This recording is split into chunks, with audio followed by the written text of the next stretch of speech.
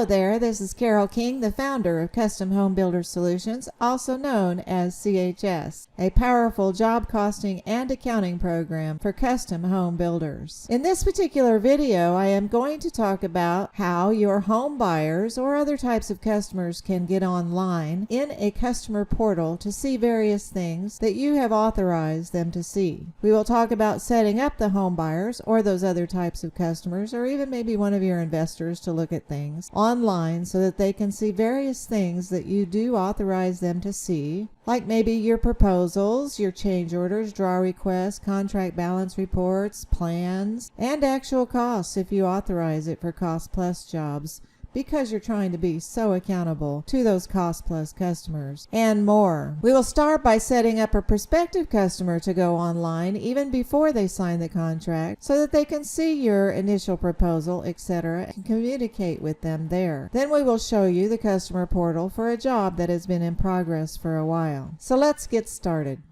So here we are on the CHS main menu, and I am going to open the Active Jobs dashboard because I have set up a job for a prospective customer that has not signed the contract yet. That job is something called Loveman. And you can see here that there's not very many links here for things to do, and that's because we set this job up as a what-if job because we're not considering it a real job yet that would show up in drop-downs when you're posting accounting entries and things like that. It just has a few things to do, and one of the main things to do is do a job budget worksheet and reports. Look at the difference in this screen if I select an ongoing job that we'll look at in just a little while. This is one that signed the contract. They are not what-if, and there's all kinds of links to do all sorts of things for them. But let's jump back to our Loveman job that is just a prospective customer. And first of all, what I'd like to do is open, we've already done a fantastic budget worksheet for them. Now this budget worksheet was demonstrated in some videos I have about getting that sale via the budget and various buyer notes that you put in, etc., etc. So if we take a look at the various budget reports here, all budget reports, and we did set up a style that we wanted to be called a proposal. And you do that with the add or edit styles, and you set up headers and footers and what the title will be at the top of budget reports. I'm going to continue to the budget reports. Now we have set this customer up as a fixed contract customer. It is not a cost plus. So these columns are all the same if you look at them. This is one that's used for cost plus builder fee, usually giving them the actual budgeted cost. This one's used for cost plus markup, which shows them both the budgeted and the marked up amounts. And this one is marked up only, which is what you would probably use for a fixed contract. And I want one with buyer notes. Now notice how it says job budget proposal up here because of the style I selected, and this header right here was set up for a proposed budget, so there's verbiage in there. And there are all kinds of customer notes, notes we wrote to the customers, and actually hyperlinks to plans that we have uploaded for them to see. But I was talking about how you can get that sale because of this great budget proposal that's explaining all kinds of things, or listing things, or giving them links to plans or to other things that you've uploaded. So basically that's the proposal. I'm going to export it to PDF because this was an initial, what's called a web report, to look at it quickly, but I'm going to open it with my Adobe Acrobat.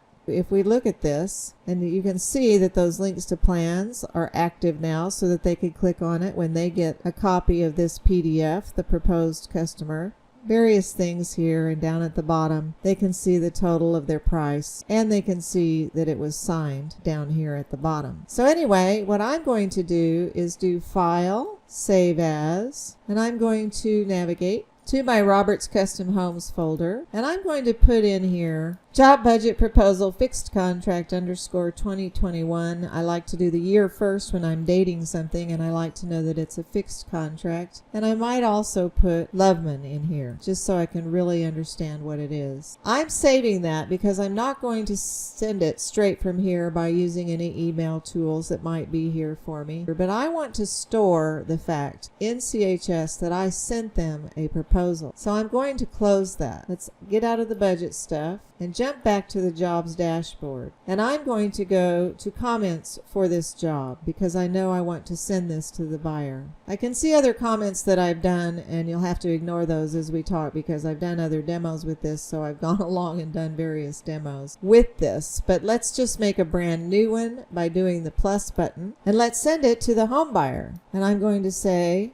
attached is our proposal for building your home based on a fixed contract. Now I'm going to save that so that I can add an attachment to this comment. So I'm going to upload the photo or the PDF, and I'm going to navigate to my folder where I put it. And I see that job budget proposal Loveman, so I'm going to upload that. And notice that because I set it to the buyer, it's saying to show the buyer this particular document. Now I'm going to change the title. Fixed contract proposal for Loveman. The reason it's important to put a title on things that you upload is that this is going to be stored in your file cabinet in CHS, and you would like to be able to search for it based on the title that makes some sense to you. It will be tagged with the job, Loveman, etc. But let's just save that and let's close that. And you can see that there's a PDF attached, and you could view the PDF if you want to be sure that you got the right thing. There's that job budget proposal. So let's continue onwards. And let's go ahead and say we're going to send this. If you click send, what will happen is it's going to this customer, which is just jeff@somewhere.com, send the email. And they will get an email that says to click the customer portal. You can see the verbiage here that they will see. But you'll also see that there's been a short URL attached for the proposal. In case for some reason they have firewalls that prevent them from going to our customer portal, perhaps they can copy and paste this, which is a link to the proposal. But also, we are going to be sending them an invitation to get online in a minute. So they will see this because I said to show the buyer. And I would click send, but I'm not going to do that. So I'm just going to go ahead and close that comment. Now when the prospect gets online, they will only be able to see comments that are to or from them, not other comments that we're sending to vendors or whoever else about the job. But anyway, they're going to be able to see when they get online comments to and from. That's why I wanted to put it in here. Okay, let's see how we set up this prospective customer to get online and send them an invitation. Let's click the link for Edit Job Setup. You can also open this window from the jobs list. But over here, see how it has a buyer attached, Loveman Jeff, to this. It's already attached, and you can watch videos about setting up the job for how you attach a buyer and set up a buyer. But let's set up the buyer online access. What I'd like you to see is that you will give them a password, whatever password that you'd like. It should be 4 characters. And there's some information here about how they will log on that will be on the invitation that we send them in a minute. Now what I'm suggesting when you set up a prospective buyer online that's not really signed a contract yet is that you only check mark that they see online messages and maybe an allowance agreement if it's a fixed contract that they could look over that goes along with the budget proposal, but don't check mark to show them a job budget. And I'll show you why here in a minute, because we sent a comment. If you check mark to show them a job budget, CHS has to decide what budget style, etc. to show them over there. So you don't want to be doing that yet.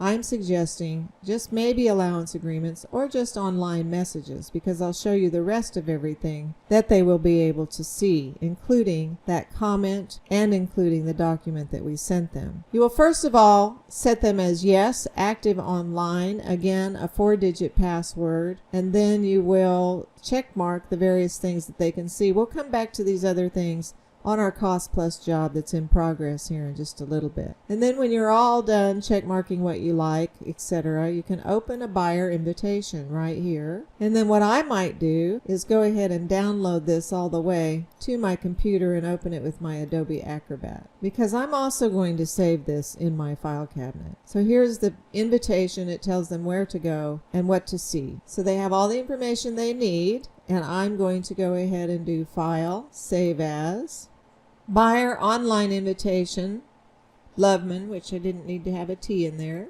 2021-0918. And I have it actually in a folder named Loveman in my Roberts Custom Homes. So I'll save that. So again, what I'd like to do is close this. And once again, I'm going to go make a comment and attach that. And I'll be right back.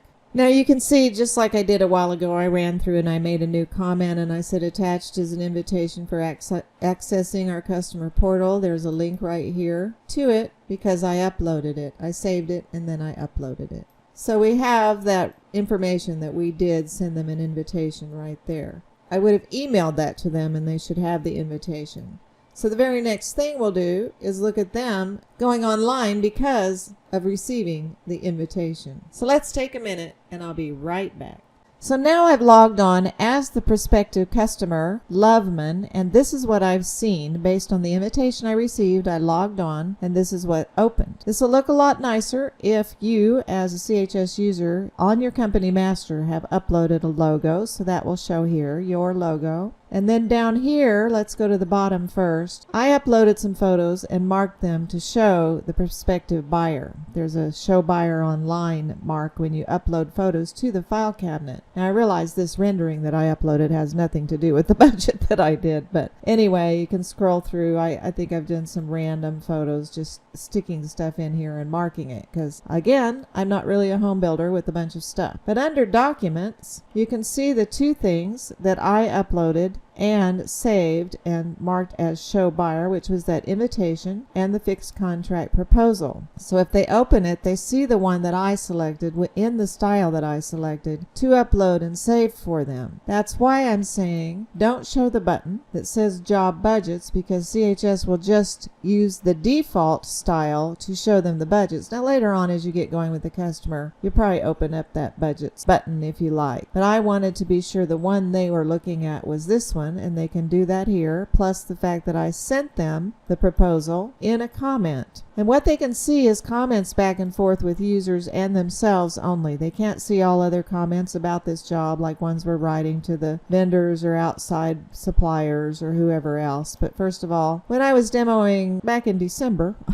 now it's September of the following year, I demonstrated that I was writing to the home buyer and asking them if they decided on the color of the roof, because I was dealing with getting the bids for the roof. And this is green. As you can see, it says green from buyer, where the buyer answered and said what color. And then here's the ones I just did. Attached is our proposal. So they could also open that job proposal right there with that paperclip icon. They could go ahead and reply. Maybe they reply right here. And they could say, they're replying to me, R-A-N-C-K, Carol King. They need to put their name in so we know whether it's the husband or their wife or whoever else is involved sending it. They need to type the name in, and then they could say, oh, the proposal looks great, or they could say I have some questions on the proposal, that kind of thing. They can even add their own attachment and then send it back to me, but I'm not going to take the time out to do that, so I'll delete this comment that was started. I, as a user, will get an email when they send it saying there's been a comment, and it will remain in the comments for the job when I'm actually on CHS. So there's not a lot of buttons here because we only authorized a couple of them. The other one I said is maybe check mark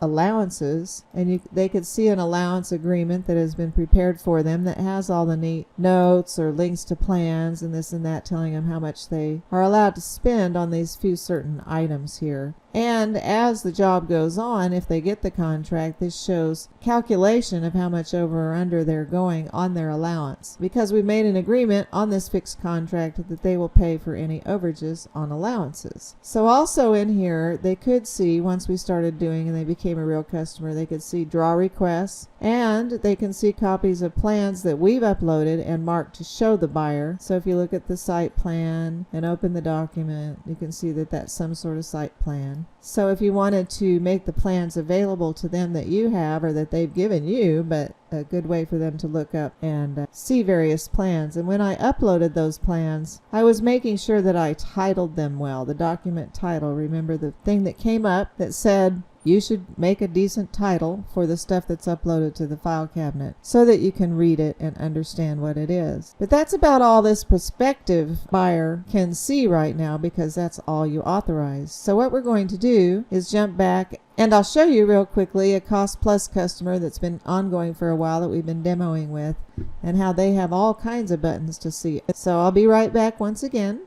So here we are again back in CHS on the jobs dashboard, and I have selected the job, ongoing demo job I've done over so many years. It never gets built because it's a demo.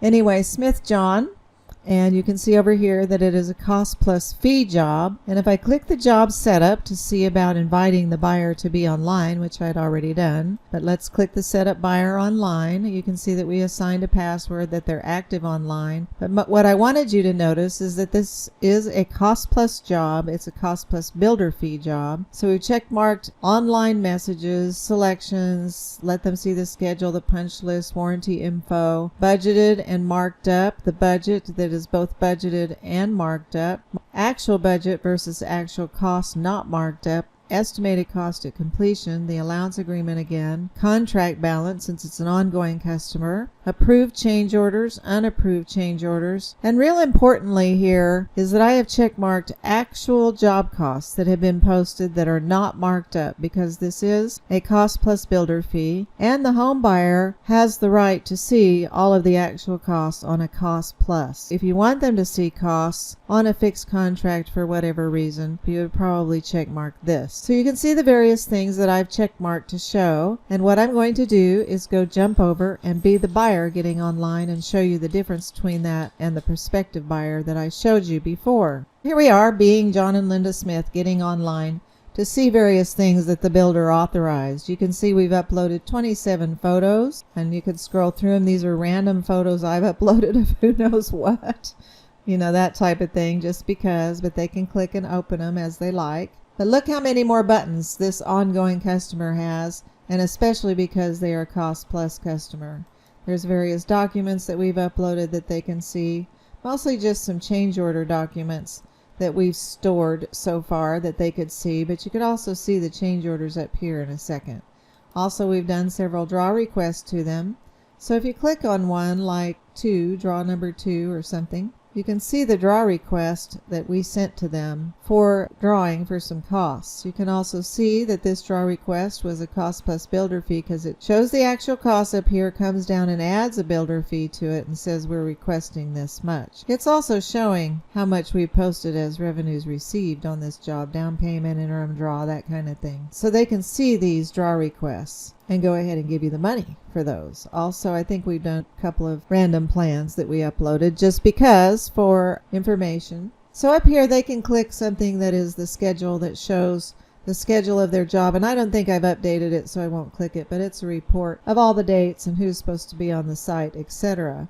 An important one is the contract balance that they could see, and they can see that it's a cost plus fee and that today our estimated costs at completion are expected to be this, plus the builder fee we agreed on, plus any part of change orders that were the builder fee part that would increase it slightly, giving them a current revised price, less the revenues received, which are listed down below here, that we received so far. So this is where their contract balance stands today. In a cost plus job, this can be sort of an ever-changing number as estimated costs at completion go down or go up, etc. Near the end of the job, this contract balance report is important, and hopefully you've gotten all your actual costs in, check marked them as done, and so the estimated cost of completion is the exact same number as your actual job costs that you posted.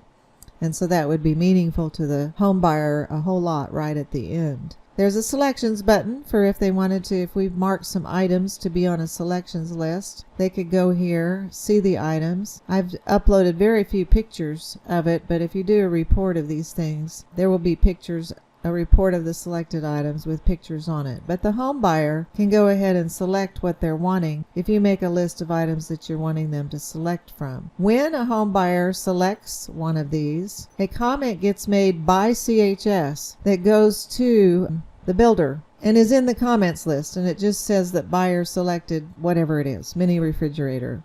If they unselect it, which they can't do this one because the builder locked it, like I can't click and unselect that one. It says it's locked by the builder, but I could unselect that one. And that will also generate a comment saying that they unselected something. So you have a little audit trail of what's been selected. Now, like I said, the job budget will be CHS producing the budget default that you have set up in CHS. And this says construction budget and gives them a copy of their budget. And it knows that it is a cost plus job. So it shows the original budgeted amount and the amount of things that are marked up to come up with the builder fee there. If you see the bottom of this job budget, you'll see that it knows it's a builder fee one. See down here, job totals, builder's fee. Also, we have the allowances and the allowance agreement like we saw before. Notes, by the way, that show up on an allowance agreement are the notes that you put on the job budget for that cost code and marked as buyer notes. Then the allowance over under analysis, which is not very relative in a cost plus job, but could be interesting just to look at to track how much over or under they're going on allowance items. When CHS calculates the closing contract balance for a cost plus job, it does not include an allowance adjustment. If it's a fixed price job, when it does the contract balance, you'll see the original price plus any total change order prices and plus or minus any allowance adjustments. So the allowance really applies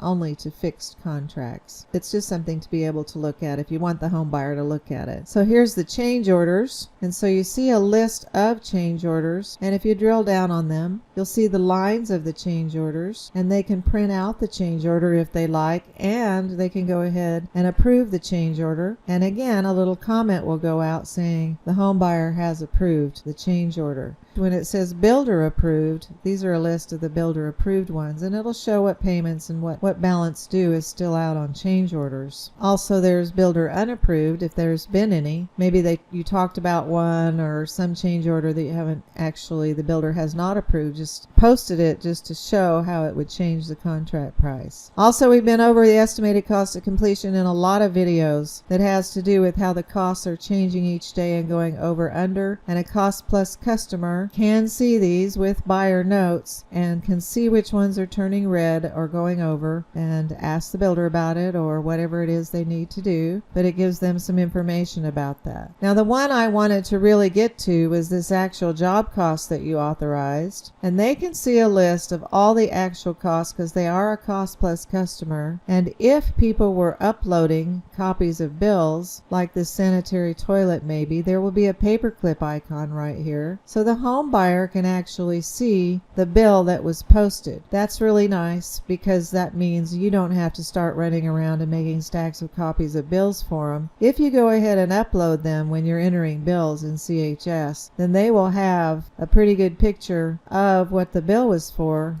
The other thing that they could do here is see how this says $99.99 for the draw. That means these have not been drawn yet, but they have been posted. So if the home buyer wanted to get a good idea of what might be coming for a draw request, they could put in 99 here in the draw number, submit a search, and this will be up to you to educate your home buyers about it. And so then if they do a report, it will be based on the search results, job cost detail, so they can know what is coming up that they might be asked for a draw for, that these have been posted either as paid or unpaid, and they're going to be included in the next draw request.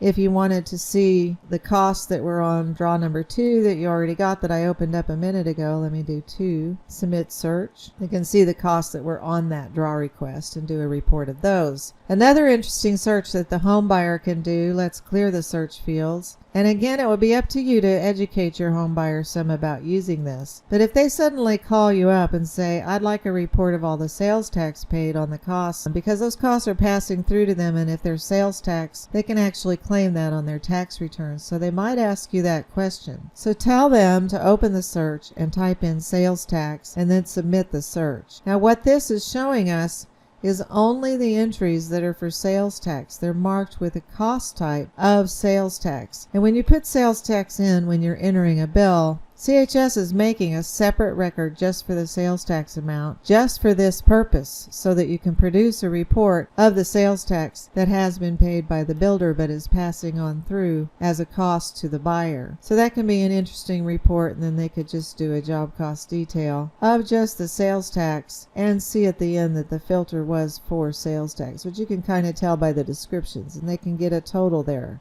The other is budget compared to actual costs. That's different than estimated cost of completion over under. You can see up here green, actual costs are marked as done. See, these are not marked as done, and that's why this isn't that valuable report until the end of the job. So just because we budgeted $1,100 and only posted $450, that doesn't mean we're done posting and that they're going to end up at minus $740. But it's just an interesting little simple budget to actual type thing. And then I don't have any punch lists and warranty things in here, activities, but if you click that, the home buyer can get some information about punch list if you authorize and warranty. And of course they can still do the comments messages. Just open it up and do add new comment and send it to whatever CHS user that they'd like to send it to, and the CHS user will receive an email that there was a comment and can open a communication portal there and reply to the buyer. So I hope that gives you a good idea of what's available for your home buyers to see and helps you convince somebody